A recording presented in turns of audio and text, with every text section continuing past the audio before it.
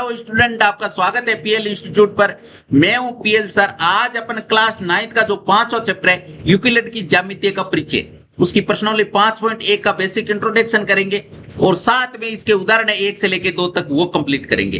तो अभी तक आपने वीडियो को लाइक शेयर एंड चैनल को सब्सक्राइब नहीं किया तो फटाफट ये काम करके साथ में जो बेल आइकन है उसे भी दबा दीजिए ताकि हर वीडियो का नोटिफिकेशन आपको टाइम से मिल सके। अब अपन चलते हैं इसके बेसिक इंट्रोडक्शन की ओर। अब देखिए, ज्यामिति का मतलब होता है, इंग्लिश में इसे जियोमेट्री बोलते हैं। क्या बोलते हैं? जियोमेट्री। और जियोमेट्री दो नाम से मिलकर बना है, जियो प्लस मीट्रिन, दो नामों से मिलकर बना है। जियो का मतलब होता है पृथ्वी या भूमि और मीट्रिन का मतलब होता है मापना, यानी पृथ्वी या भूमि को मापने के लिए अपन जियोमेट्री का यूज करते हैं। यानी पृथ्वी को मापने के लिए जिन जिन चीजों की आवश्यकता पड़ी तो उसको सबको ज्यामिति में रखा गया।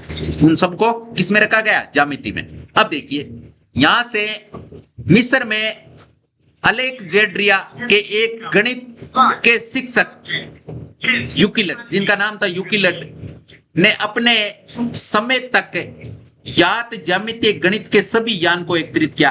अपने समय तक ज्ञात जितने भी ज्यामिति से संबंधित कोई भी ज्ञान था उसको एकत्रित किया और एलिमेंट्स नामक अपने प्रसिद्ध ग्रंथ के रूप में उसे व्यवस्थित किया। ग्रंथ में लिखते गए, साइड में उनको व्यवस्थित करते गए। उन्होंने एलिमेंट्स को 13 अध्यायों में विभाजित किया। 13 अध्याय बनाए उनके और उन्हें व्यवस्थित किया, जिनमें से प्रत्येक को पुस्तिका माना जाता है। प्रत्येक यानी 13 पुस्तिका बनाती उसके। क्या बनाती? पुस्तिकाएं। अब कुछ परिभाषाएं हैं जो हम सीखेंगे। यहां पर देखो, पहला है कि एक बिंदु, यानी जिसको इंग्लिश में बोला जाता है पॉइंट, वह है जिसका कोई भाग नहीं होता। जिसका कोई भाग नहीं होता। जैसे बिंदु, ये बिंदु, ये बिंदु, ये बिंदु।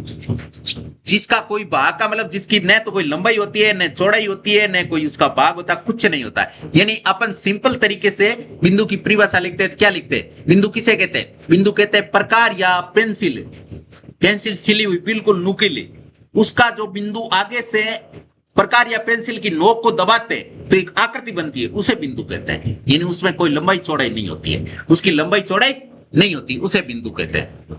अब दूसरा है कि एक रेखा, एक रेखा जिसको इंग्लिश में लाइन बोला जाता है, चौड़ाई रहित लंबाई होती है। रेखा क्या होती है? जैसे यह है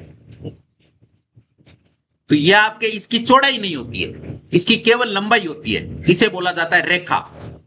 रेखा के दोनों सिरे बिंदु होते हैं। रेखा होती है ना, जैसे ये रेखा, ये रेखा है, इसके दोनों बिंदु, दोनों सिरे क्या होते हैं? बिंदु होते हैं। क्या होता है? बिंदु होते हैं। अब अगली लाइन पे क्या है? 4 नंबर पे कि एक सीधी रेखा ऐसी रेखा है जो स्वयं पर बिंदुओं के साथ सपाट रूप से स्थित होती है। अब इसमें ये क्या कह रहा है? जैसे रेखा होती है ना, रेखा को जब आप जूम करके देखते हो, इस प्रकार रेखा होती है ना, जूम करके देखते हो तो आपको इस प्रकार के डॉट नजर आते हैं। इस प्रकार के क्या नजर आते हैं? डॉट नजर आते हैं। बिल्कुल इसको जूम करके देखोगे तो आपको हल्के हल्के डॉट्स, और डॉट से मिलके एक रेखा बनती है। क्या बनती है? रेखा है। तो इसका मतलब ये हो गया कि एक सीधी रेखा ऐसी रेखा है जो स्वयं पर बिंदु के साथ सपाट रूप से स्थित होती है।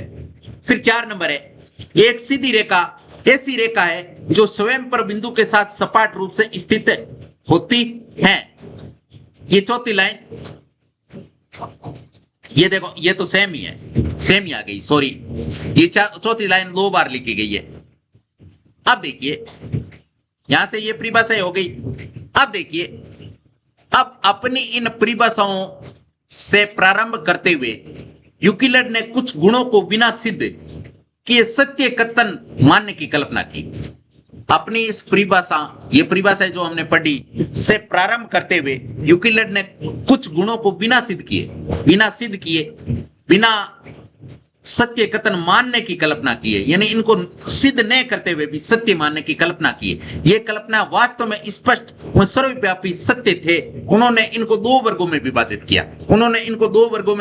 किया। जिनको अपन हमेशा जीवन में ऐसी चीजें काम में लेते हैं जिनको सत्य या क्या नाम है सिद्ध करने की आवश्यकता नहीं है, वो डायरेक्ट ही आपके ऑटोमेटिक ही क्या होती है? ऑटोमेटिक ही वो आपके, आप जब उनको देखोगे ना तो आपको वैसा ही लगेगा। इनको दो भागों में बांटा, एक तो बांटता है अभिकृत, एक तो अभिकृत में कल्पनाएं थी जिन्हें निरंतर गणित में प्रयोग किया गया। अब अभिकृत में वो कल्पना थी जिन्हें निरंतर में गणित में प्रयोग किया गया, जिनका केवल ज्यामिति से इसे संबंध नहीं था, केवल ज्यामिति से संबंध नहीं था, जीवन में अनेक प्रकार की जहां पर भी अपन किसी को व्यक्ति को देखते तो भी वहां पे वो अप्लाई हो सकती थी, तो उनको बोला जाता है अभिकृत। फिर अभिधारणाएं, अभिधारणा का मतलब होता है कि उन्होंने अभिधारणा शब्द का प्रयोग उन कल्पनाओं के लिए किया जो विशिष्ट रूप से ज्यामिति से संबंधित थी। ज्यामिति का मतलब रेखा गणित से संबंधित थी, उनको अभिधारणाएं नाम दे दिया और जीवन में हर जगह काम आने वाले को अभिकृत कह दिया। अब देखिए अभिकृत, पहले अभिकृत की कुछ परिभाषाएं लिखते हैं। अब पहला क्या है कि वह वस्तुएं जो एक ही वस्तु के बराबर हो, एक दूसरे के बराबर होती है। जैसे मान लीजिए गो रेखाएं, जैसे गो रेखाएं हैं,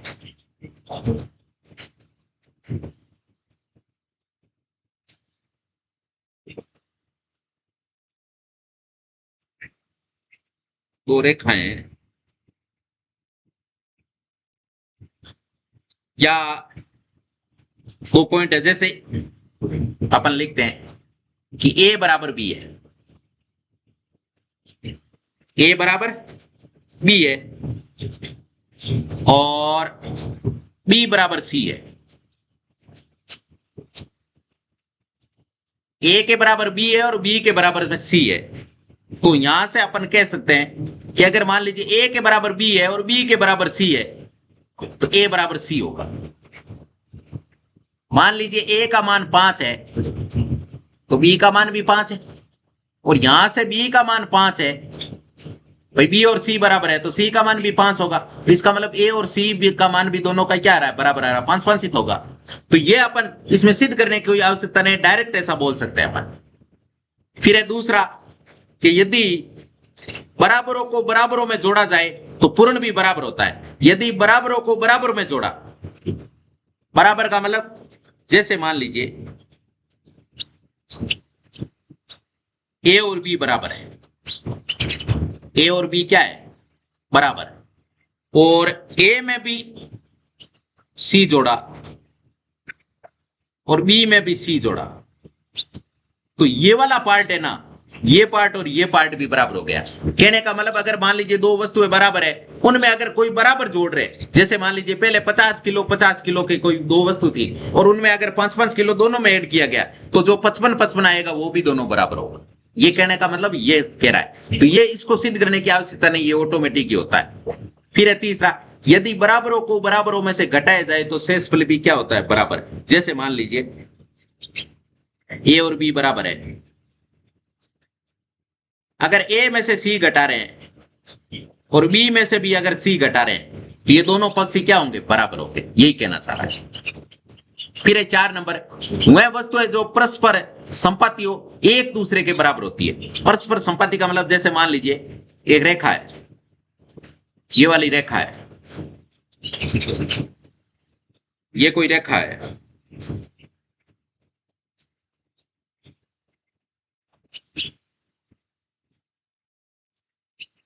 ये रेखा,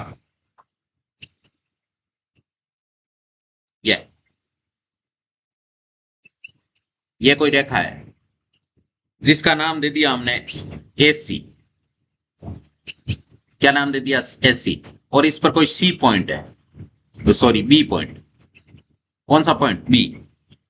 अब मान लीजिए कि AB plus BC, AB plus BC, ये एक AB भुजा है और एक BC भुजा है, ये दोनों भुजा, इसका माप बराबर किसके हो जाएगा, ऑटोमेटिक AC के बराबर हो जाएगा। ये कहने का मतलब ये है कि ये दो भुजाएं, दो रेखाएं AB और BC, ये दोनों संपाति किसके, AC के, तो ये आपके बराबर होंगे, AB प्लस BC बराबर AC। और फिर आगे अपने पूर्ण भाग से, पूर्ण अपने भाग से बड़ा होता है, पूर्ण का जैसे मान लीजिए अभी कोई एक गोल वस्तु है, कोई गोल वस्तु है, जैसे 1 मिनट, एक मिनट, ये कोई गोल वस्तु है। अब ये गोल वस्तु है, इसका कोई हमने पार्ट लिया, कोई पार्ट लिया, जैसे इसका एक पार्ट लेते हैं अपन,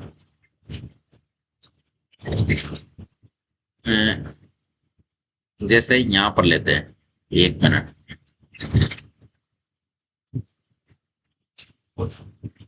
एक,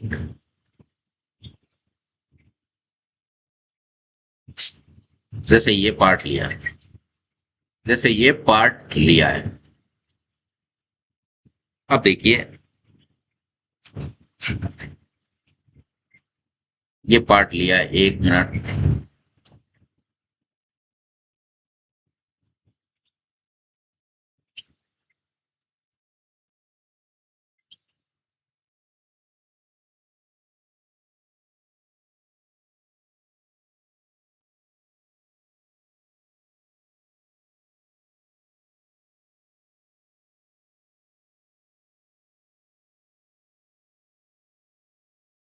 ये, अब देखिए ये वाला पार्ट है,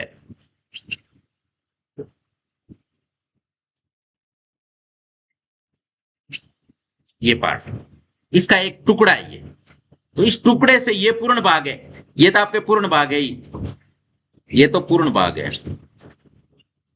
ये पूर्ण भाग इससे बड़ा होगा, ये इसका एक भाग है। जैसे मान लीजिए एक पिज्जा है और पिज्जे का ये एक टुकड़ा है, तो ये पिज्जे के टुकड़े से ये पूर्ण बड़ा होगा या नहीं होगा? ओबियसली बात है, ये बड़ा होगा। फिर है छठी परिभाषा कि एक ही वस्तुओं के दुगुने परस्पर बराबर होते हैं। एक ही वस्तुओं के दुगुने परस्पर क्या होते हैं? बराबर होते हैं। एक ही वस्तु, जैसे एक वस्तु है ए और एक दूसरी वस्तु है बी, दोनों बराबर है, तो इनके दुगुने भी बराबर होंगे। जैसे 2 गुणा ए और 2 गुणा बी, ये भी आपके बराबर होंगे।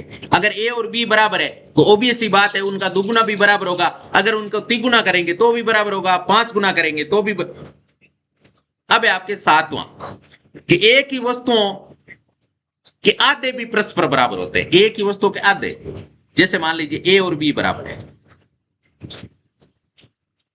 तो इनके आधे, आधे का मतलब ए का आधा कर देते हैं और इधर से बी का आधा कर देते हैं, तो दोनों भी क्या होंगे? बराबर होंगे। कहने का मतलब अगर किसको आधा कर रहे हैं तो भी वो, अगर पहले से बराबर है तो बाद में भी वो बराबर होंगे। फिर है देखिए, अब आ गई अभिधारणा है। अब क्या आ गई?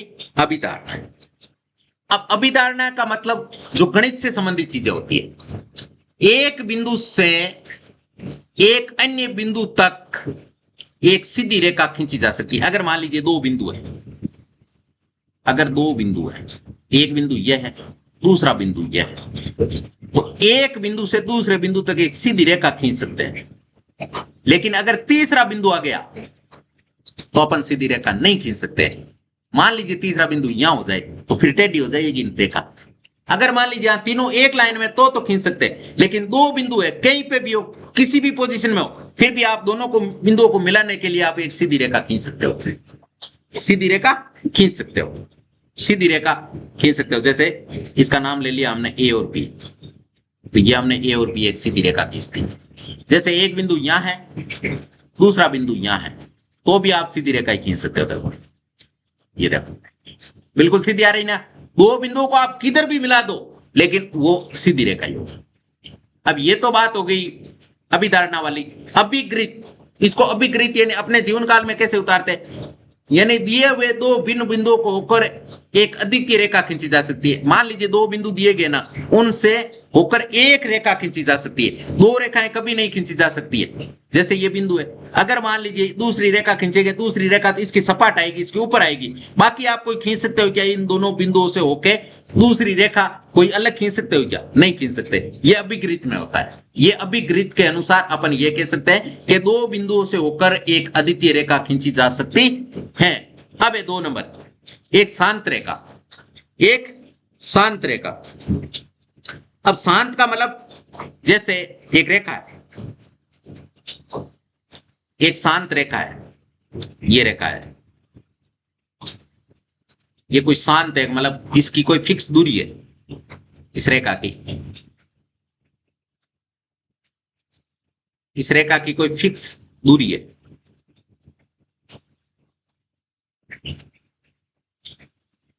अब देखो ये रेखा है ना, इसको बढ़ाते हैं ना,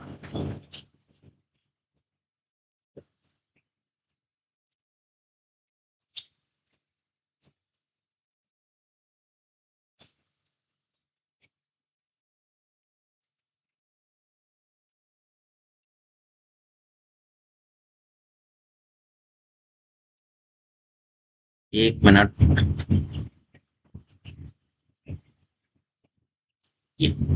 जैसे इधर बढ़ा दिया, कितनी भी बढ़ा सकते हैं इधर, इधर, और उसी प्रकार इधर भी अपन कितनी भी बढ़ा सकते हैं। एक मिनट, जैसे ये है,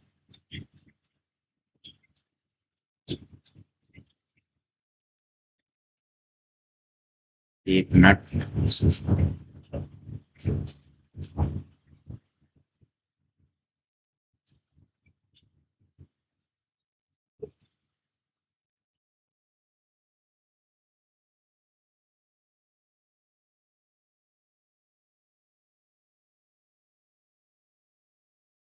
ये कितनी बढ़ा सकते हैं इसको, उस रेखा को कितना ही बढ़ाया जा सकता है।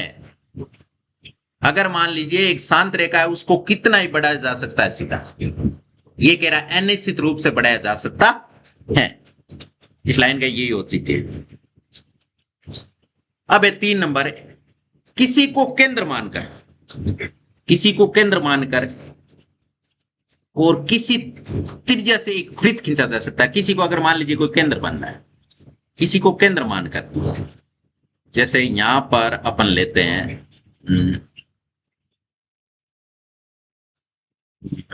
एक प्रकार लेते हैं, क्या लेते हैं, प्रकार, मैथ्स के अंदर एक प्रकार लेते हैं। और फिर देखो रेडियस लेते हैं, जैसे ये रेडियंस है, अब ये रेडियंस है, और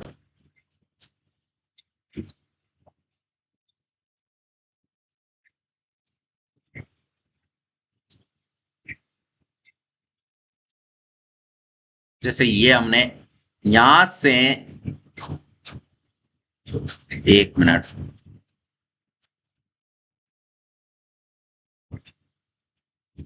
यहां पे हमने क्या किया,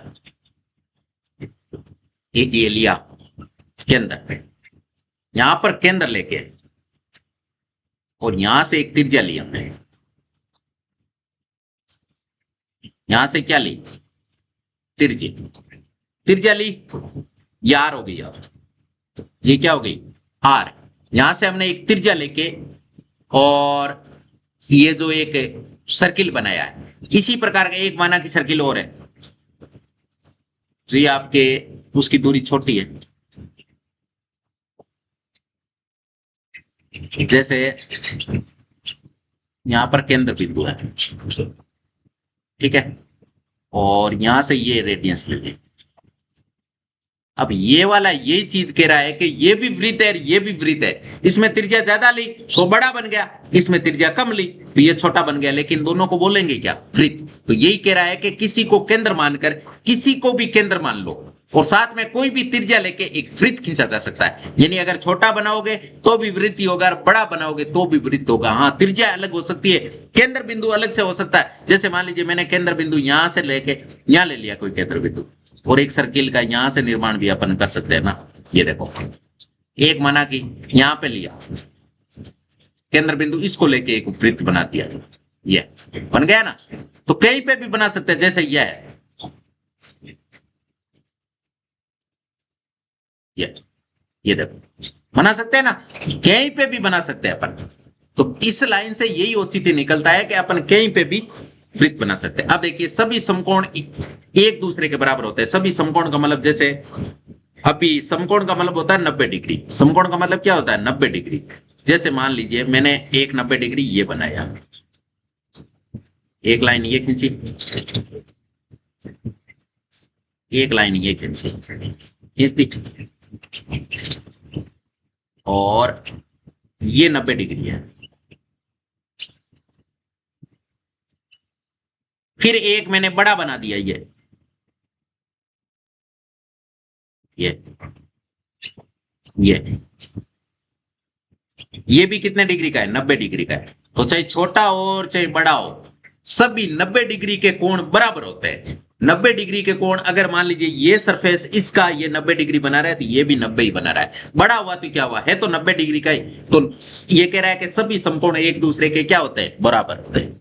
यही लाइन, इस लाइन से यही मालूम चलता है। अब देखिए 5 नंबर अभिधारणा है। 5 नंबर अभिधारणा क्या कहती है? 5 नंबर अभिधारणा कहती रही है कि यदि एक सीधी रेखा दो सीधी रेखाओं पर गिरकर, एक सीधी रेखा दो सीधी रेखाओं पर गिरकर अपने एक ही ओर दो अंत्यकोण इस प्रकार बनाए कि इन दोनों का योग मिलकर दो समकोणों से कम हो, तो वो दोनों सीधी रेखाएं अनिश्चित रूप से बढ़ाए जाने पर उसी ओर मिलती है जिस ओर का योग दो समकोणों से कम हो। जैसे मान लीजिए दो रेखाएं जा रही है, वो ये रेखाएं निकल रही है, एक रेखा ये निकल रही है, एक रेखा ये निकल रही है, दोनों सीधी है, और इस पर एक रेखा ये पटकी गई है जिसका नाम है पी क्यू। पी और क्यू, ये रेखा ए बी और सी डी दोनों रेखाओं के बीच में पटकी गई, और यहां पर देखो अंत्यकोण बन रहा है, यहां पर ये अंत्यकोण बन रहा है। इसका नाम दे देते हैं, एक है ये वाला, और ये वाला है आपके दो। ये कितना? दो। अब देखिए सबसे पहले कोण एक प्लस कोण दो, एक और दो। अब इधर है ना, इन दोनों का योग है वो 90 से कम होगा, सॉरी 180 से कम होगा।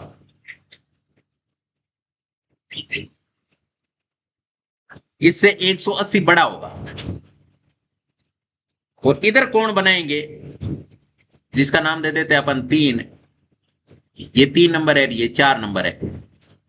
तो कोण नंबर 3 प्लस कोण नंबर 4, इन दोनों का योग है ना वो 180 से ज्यादा होता है। तो इनका तो योग 180 से ज्यादा हो रहा है, इन दोनों का 3 और 4 का। और इधर से 1 और 2 का योग कितना हो रहा है? 180 से कम हो रहा है। इधर ज्यादा इधर कम, तो जिधर कम हो रहा है ये अंत्यकोण माने जाते हैं। दो रेखाओं के बीच में बनने वाला ये अंत्यकोण है। अब इनका दोनों का योग है ना वो 180 से अगर कम होता है, तो कम होता है, तो जहां पर ये रेखा इन दोनों मिलेगी, ये रेखा जैसे ये वाली रेखा है, इसको अपन अनंत तक बढ़ाते हैं आगे। जैसे मान लीजिए इसका कलर कर देते हैं अपन अभी ये, और इसको अनंत तक बढ़ाते हैं। इस रेखा को अपन बढ़ाते हैं, ये मिनट, ये बढ़ा दी। और इधर से इस रेखा को बढ़ाते हैं, एक मिनट, इधर से इस रेखा को बढ़ाते हैं। तो ये देखो, ये रेखा यहां जाके मिल गई, यहां जाके आपस में मिल गई। यही तो ये कह रहा है। पांचवी अभिधारणा क्या कह रही है? अगर मान लीजिए उन दोनों कोणों का योग है ना वो 180 डिग्री से अगर कम है, तो वो आपस में निश्चित रूप से जिधर से कोणों का योग कम हो रहा है, दो समकोणों से कम होता है, उधर जाके वो मिलेगी। इधर कभी नहीं मिलेगी। इधर तो ये चौड़ी होती जाएगी, और ज्यादा चौड़ी होती जाएगी, इनके बीच का डिफरेंस बढ़ता जाएगा। लेकिन इधर आएंगे तो डिफरेंस कम होगा और धीरे धीरे ये मिल जाएगी। यहां से देखो इतना डिफरेंस था, धीरे धीरे कम होते होते होते होते होते यहां देखो बिल्कुल मिल गई। तो इस प्रकार का इस डायग्राम से यही मतलब बनता है, इस डायग्राम से यही मतलब बनता है। अब देखिए, अब है आपके एक वेरी वेरी इंपॉर्टेंट प्रमेय 5.1, इसको भी याद करना है। ये प्रमेय क्या कह रहा है कि दो भिन्न रेखाओं को, ये प्रमेय क्या कह रहा है कि दो भिन्न रेखाओं में एक से अधिक बिंदु उभयनिष्ठ नहीं हो सकते। दो रेखाएं, जैसे एक रेखा ये आ रही, इसका कलर कर देते हैं व्हाइट, और एक रेखा इधर से आई है। जहां पे दोनों रेखाएं मिल रही है, जहां पे दोनों रेखाएं मिल रही है, जैसे यहां पर मिल रही है, जहां पर प्रतिच्छेद कर रही है, ये उभयनिष्ठ बिंदु होता है। ये दोनों रेखाओं को जहां पे मिलती है वहां पर एक उभयनिष्ठ बिंदु होता है। तो एक से अधिक कभी नहीं हो सकता। अगर दो रेखाएं आपस में मिल रही है, पहली बात, दोनों रेखाएं आपस में एक ही जगह मिलेगी और कहीं नहीं मिलेगी। कोई से भी दो रेखा ले लो, जैसे एक ये ले ली, एक ये ले ली, तो ये आपके एक ही जगह यहां पर मिली है। कोई सी भी आप दो रेखाएं ले सकते हो, जैसे एक रेखा ये ले ली, दूसरी आपके ये ले ली, तो यहां पर ये रेखाएं मिली है, यहां पर मिली, यहां पर मिली, यहां पर मिली, इसका मतलब ये उभयनिष्ठ बिंदु है आपके। जैसे ये ए, ये बी, ये सी, ये जितने भी बिंदु यानी दो रेखाएं आपस में मिलती है तो एक उभयनिष्ठ बिंदु मिलता है, एक से अधिक उभयनिष्ठ बिंदु कभी नहीं हो सकते। इस लाइन से यही औचित्य बनता है। तो हमें प्रमेय क्या याद रखना है कि दो बिंदुओं में एक से अधिक बिंदु उभयनिष्ठ नहीं हो सकता, एक से अधिक उभयनिष्ठ बिंदु नहीं हो सकता। अब देखिए, अब है इसके उदाहरण नंबर 1 क्या कह रहा है, यदि ए बी और सी एक रेखा पर स्थित 3 बिंदु है, यदि ए बी और सी, यदि ए बी और सी एक रेखा पर स्थित 3 बिंदु है, कितने बिंदु है, 3 बिंदु है, और बी बिंदु ए और सी के बीच में स्थित है। क्या कह रहा है कि यदि ए बी और सी एक रेखा पर स्थित 3 बिंदु, ये रेखा है जिस पर बिंदु है 3, ये ए बिंदु है, ये वाला बी बिंदु है, और ये वाला सी बिंदु है, ठीक है। और बी बिंदु है ना वो ए और सी, बी बिंदु है ना ए और सी के बीच में कहीं स्थित है। देखिए आकृति 5.7 में हमें सिद्ध करके बताना है कि ए बी, ये वाली रेखा प्लस ये वाली रेखा एसी के बराबर होता है। और ये चीज अभी हमने देखी है, अभी कहां पे देखी थी हमने, अभिकृत 4 पढ़ा था। देखिए अभिकृत 4, ये देखो, वह वस्तु है जो परस्पर संपाती हो, एक दूसरे के बराबर होती है, जैसे A B plus B C बराबर ए सी। तो ये अभिकृत 4 में हमने चीज पढ़ी थी। अब देखिए यहां पर अपन लिखेंगे, क्या लिखेंगे, सबसे पहले हमें सवाल में दिया हुआ क्या है, सवाल में दिया है क्या है वो लिखेंगे कि सवाल में दिया है क्या है। पहली बात तो सवाल में दिया है क्या है, फिर लिखेंगे सिद्ध क्या करना है हमें। इनमें 3 चीजें लिखी जाती है, कहीं कहीं पे 4 चीजें भी लिखी जाती है, कहीं कहीं पे 4 चीजें लिखी जाती है। एक तो दिया क्या है, फिर सिद्ध क्या करना है, और फिर आता है कहीं कहीं पे रचना करनी होती है, रचना, और फिर चौथा पॉइंट होता है उपपत्ति, जहां से सॉल्यूशन स्टार्ट करते हैं। इसमें देखिए 3 ही पॉइंट लिखेंगे, यानी यहां से अपन सॉल्यूशन स्टार्ट करेंगे इसका, उपपत्ति।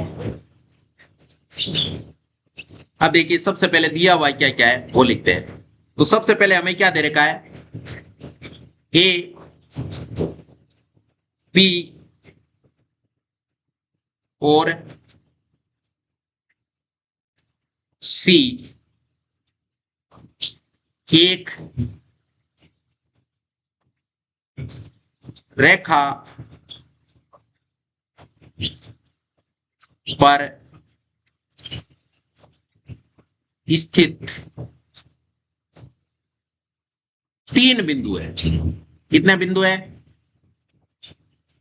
3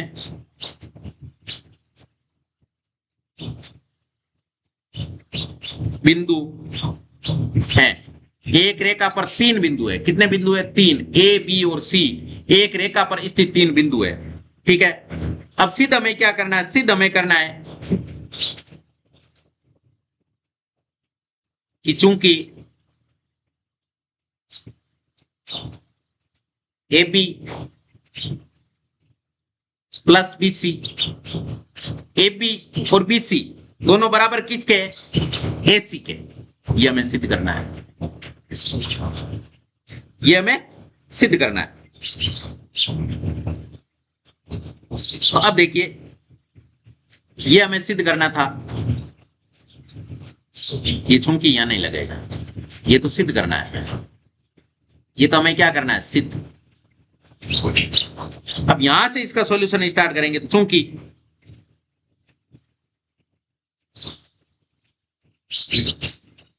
ए बी प्लस बी सी बराबर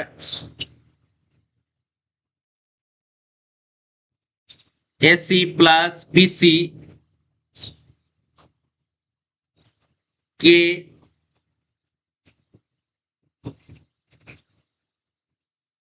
ए सी प्लस बी सी के ए सी प्लस बी सी के ए सी के साथ, एसी के साथ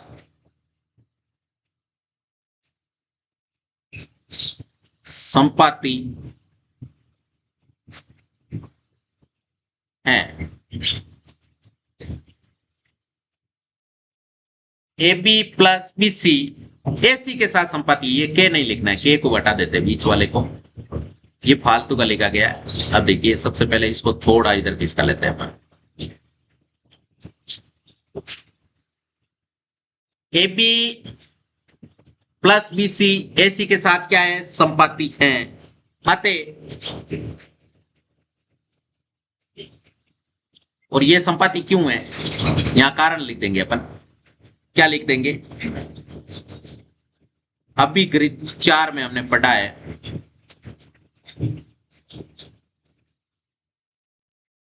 अभिगृत 4 में हमने पढ़ा है, क्या पढ़ा है, अभिगृत 4 में हमने पढ़ा है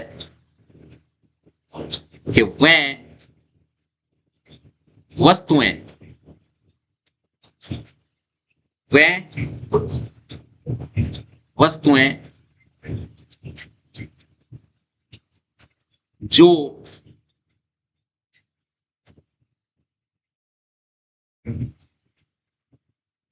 परस्पर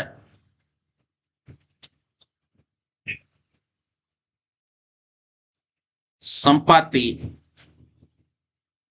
परस्पर संपाति हो, परस्पर क्या हो, संपाति हो, एक दूसरे के बराबर होती है, एक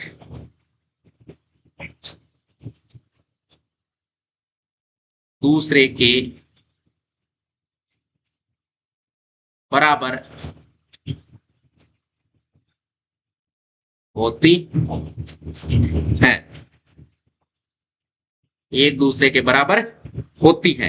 अतः, अतः अपन लिख सकते हैं, क्या लिख सकते हैं, अतः A B plus B C बराबर होगा एसी के, बराबर होगा एसी के, A B plus B C बराबर होगा एसी के, ये अपन ऐसा कह सकते हैं अभिकृत 4 से। इति सिद्धम, इति सिद्धम। तो सिद्ध करने वाले सवाल को ऐसे ही सोल्व किया जाता है, जिसमें अपन कितने स्टेप में सोल्व करते हैं, जैसे कहीं पे 3 स्टेप और कहीं पे भी 4 स्टेप। सबसे पहले सवाल में क्या दे रखा है, फिर हमें सिद्ध क्या करना है, फिर उत्पत्ति, सॉल्यूशन कहीं से हमें सिद्ध करके ये बताना होता है, कहीं से भी इसका सॉल्यूशन लिख के लास्ट में ये सिद्ध करने वाली लाइन हमने लिखनी होती है। तो ये हमने अभिकृत 4 से लिखी है ये लाइन, तो ये सिद्ध हो चुका है। अब है दूसरा, दूसरा क्या है, दूसरा उदाहरण है कि सिद्ध कीजिए, क्या कीजिए, सिद्ध कीजिए कि एक दिए हुए रेखाखंड पर एक समबाहु त्रिभुज की रचना की जा सकती है। समबाहु त्रिभुज, समबाहु त्रिभुज किसे कहते हैं, समबाहु त्रिभुज उसे कहते हैं जिसकी तीनों भुजाएं लंबाई में क्या हो, बराबर। अब सबसे पहले इसमें दिया हुआ क्या वो लिखेंगे, इसमें दिया हुआ क्या है, हमें दिया क्या है सवाल में, वो लिखेंगे। तो दिया है कि एक रेखाखंड,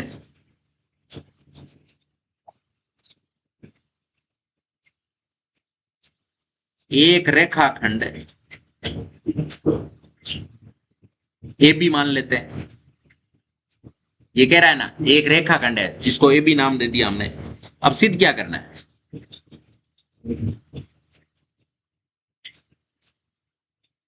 सिद्ध क्या करना है,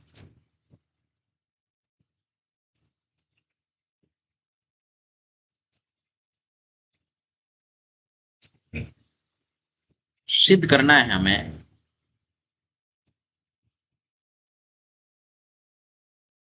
कि रेखाखंड, रेखाखंड पर एक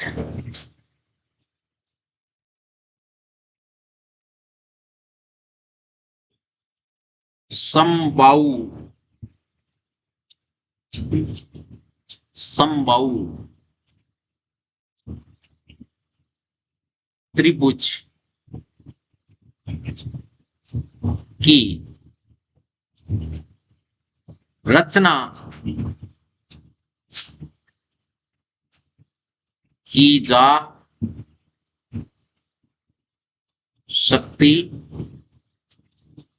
है। हमें रचना करनी। अब देखिए, सबसे पहले अपन इसमें कैसे बनाएंगे। तो सबसे पहले जैसे मान लीजिए एक ये रेखा खींचिए, ये रेखा है एक, ये ठीक है, ये रेखा खींच ली। अब यहां से हमें लेना पड़ेगा क्या, स्केल लेना पड़ेगा, ये प्रकार, और प्रकार की सहायता से अपन ये बनाएंगे। तो सबसे पहले अपन क्या करेंगे, सबसे पहले अपन यहां से लिखेंगे, जैसे ये रेखा खींची जिसका नाम दे देते अपन एपी। क्या नाम दे देते, इसका नाम दे देते एपी। ये और भी एक रेखा है, और यहां से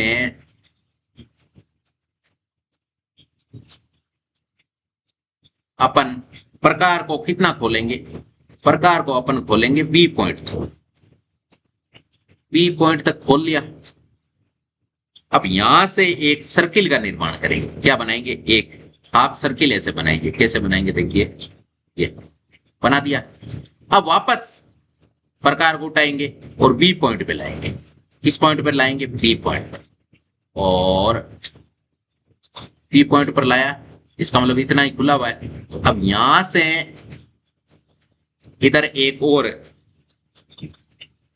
ये खींचेंगे, हाफ सर्किल खींच दिया। अब देखिए, अब यहां पर सबसे पहले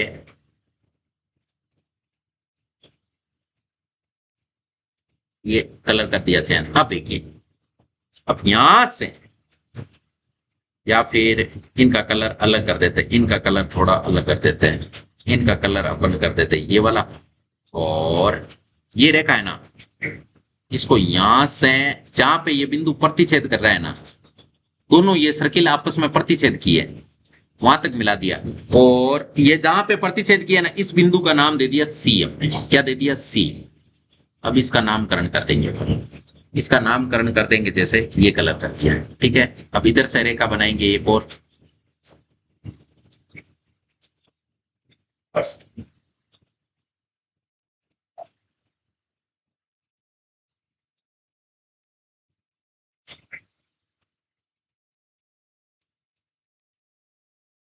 ठीक है, और इसका ये कलर। अब देखिए, ठीक है। अब ये आपको एक त्रिभुज मिला है ना, ए बी सी, ये आपके संभव त्रिभुज है। जितनी भुजा का माप ये है, माप लो चाहिए जितना ये है और जितना ये है, इसका मतलब तीनों भुजाएं आपके क्या हो गई, माप में बराबर हो गई। तीनों भुजाएं बराबर हो गई माप में। अब यहां से अपन क्या लिखेंगे, यहां से अपन यही लिखेंगे। सबसे पहले ये वाला डायग्राम, इसको छोटा कर लेते हैं थोड़ा, इसकी अब आवश्यकता है नहीं। इस डायग्राम को थोड़ा छोटा कर लेते हैं, ये इतना ही ठीक है, इतने से अपना काम तो हो ही जाएगा। अब यहां पर लिखेंगे, यहां पर लिखेंगे, जैसे बॉक्स बना देते हैं, बॉक्स में लिखते हैं,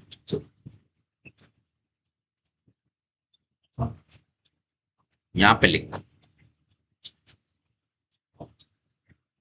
यहां पर अभी हमने काम किया है ना, वो चीज लिखेंगे। क्या लिखेंगे कि किसी को, जैसे अभी हमने एक चीज पढ़ी है ना, ये देखो, किसी को केंद्र मानकर और किसी त्रिज्या से एक वृत्त खींचा जा सकता है। ये देखो, ये लाइन ही अप्लाई करेंगे अपन। क्या लिखेंगे, जैसे किसी को केंद्र माना, इसको केंद्र मान के कोई भी त्रिज्या लेके हमने एक वृत्त बनाया, फिर यहां से हमने इसको केंद्र माना, पहले केंद्र इसको मान लिया, अब इसको मान लिया, और फिर हमने एक वृत्त बना दिया। तो अब अपन यहां से क्या लिखेंगे, यहां से अपन लिखेंगे किसी को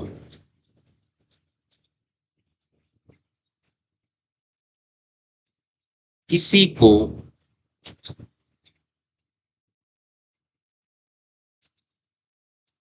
केंद्र, किसी को केंद्र मानकर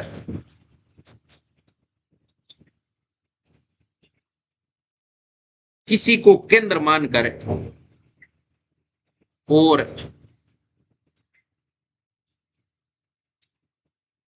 किसी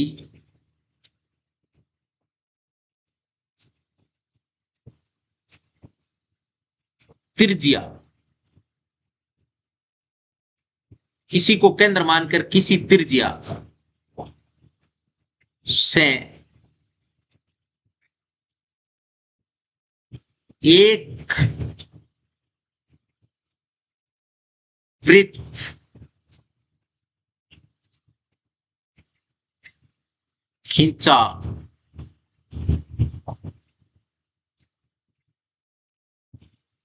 जा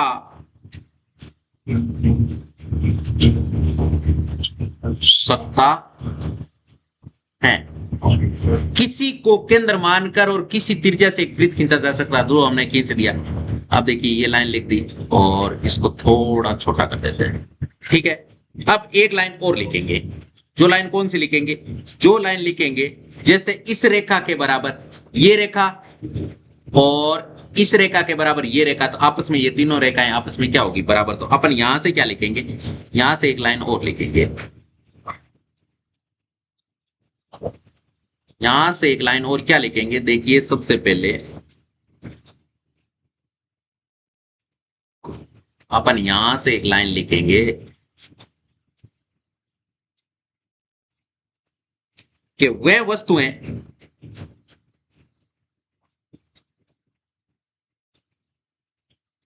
वह वस्तुएं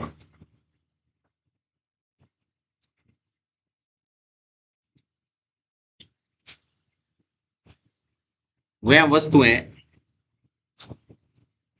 जो एक ही वस्तु के बराबर, एक ही वस्तु के बराबर हो, वह वस्तुएं जो एक ही वस्तु के बराबर हो, एक दूसरे के बराबर होती है। एक दूसरे के बराबर होती है। ये लाइन और लिख ली। अब यहां से अपन क्या कह सकते हैं? यहां से अपन लिख सकते हैं, जैसे ये चीज लिख दी। अब यहां से अपन लिख सकते हैं, क्या लिख सकते हैं कि जैसे ए भी भुजा है ना, ये वाली एपी, ये किसके बराबर है? ये आपके एसी के बराबर है। ये दोनों बराबर क्यों है? क्योंकि हमने दो सर्किल लिए, इसको त्रिज्या लिया और ये देखिए, और इसको त्रिज्या और ये भी त्रिज्या। ये क्या? एक ही वृत्त की त्रिज्या है। ये वृत्त बन रहा है, देखो ये क्या है? वृत्त है। जैसे ये सर्किल है, ये भी त्रिज्या है। इसको केंद्र माना है हमने, इसको क्या माना? ए को केंद्र माना है और एक वृत्त खींचा है। क्या खींचा है? एक वृत्त खींचा है, ये वाला। ये वृत्त खींचा है तो ये क्या है? त्रिज्या है। और ये भी क्या है? त्रिज्या ही है, इसी वृत्त की त्रिज्या है। जैसे इस वृत्त को अगर पूरा अपन गोल घुमाते ना, तो ये भी त्रिज्या है, ये भी त्रिज्या है। यहां से अपन क्या लिखेंगे? यहां से अपन लिखेंगे कि ये दोनों बराबर क्यों है? एक वृत्त की त्रिज्या है, एक ही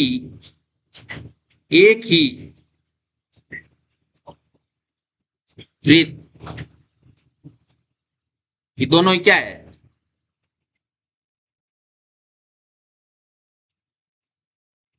त्रिज्या है। एक ही वृत्त की दोनों ही क्या है? त्रिज्या है। एक ही वृत्त की दोनों ही क्या है? त्रिज्या है। इसी प्रकार इधर वाले वृत्त को लेते हैं, इधर से केंद्र मानेंगे, तो इधर से ए बी त्रिज्या है और इधर से आपके बी सी त्रिज्या है। एक ही वृत्त की दोनों ही त्रिज्या है, तो अपन यहां से क्या लिखेंगे? ए बी और बी सी। भाई ये वाला सर्किल था, जैसे मान लीजिए अभी वापस कैंपस ले लेते हैं अपन और वापस बनाते हैं। 1 मिनट। और अलग कलर से बनाते हैं इसको ताकि प्रॉपरली समझ में आ जाए। देखिए सबसे पहले इसका कलर अपन अलग कर देते हैं। इसका कलर माना कि अपन कर देते हैं ये वाला। ठीक है, अब देखिए अब यहां से बनाएंगे। सबसे पहले इसको केंद्र माना है,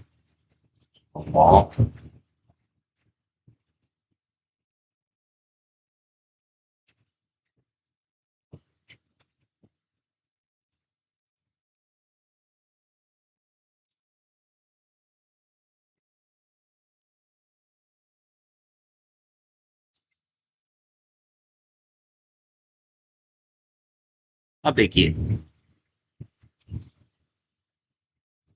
अब ये सर्किल पूरा बना।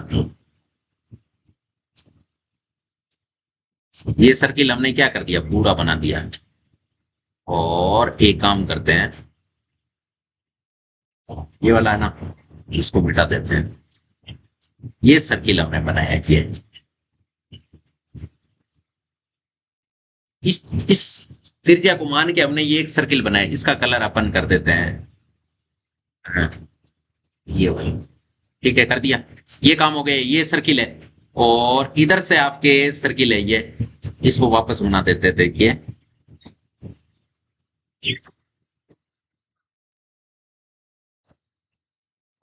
एक सर्किल बना देते हैं, जैसे ये सर्किल है। ठीक है, अब एक काम करते हैं, जैसे ये वाला है ना, इसको एक मिनट क्या कर दिया, ये वाला पार्ट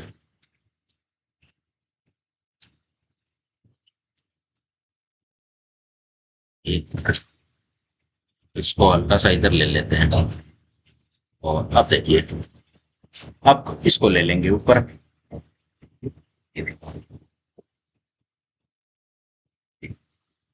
इधर से ये सर्किल आ गया। अब देखिए सबसे पहले इसका कलर अपन चेंज कर देते हैं। इसका कलर कर देते हैं ये वाला। ये देखिए अब एक मिनट, ये वाला डायग्राम है ना, यहां से ले और इसको एक बार यहाँ कहीं सेट करते हैं छोटा। ये अब वापस लाते हैं और यहाँ सेट करने की कोशिश करते हैं, क्योंकि ये अब देखिए, अब एक मिनट, अब देखिए अब ये वाला सर्किल है तो ये इसका केंद्र बिंदु है इस सर्किल का। इस सर्किल का ये क्या है, एक मिनट पे अपन ने सबसे पहले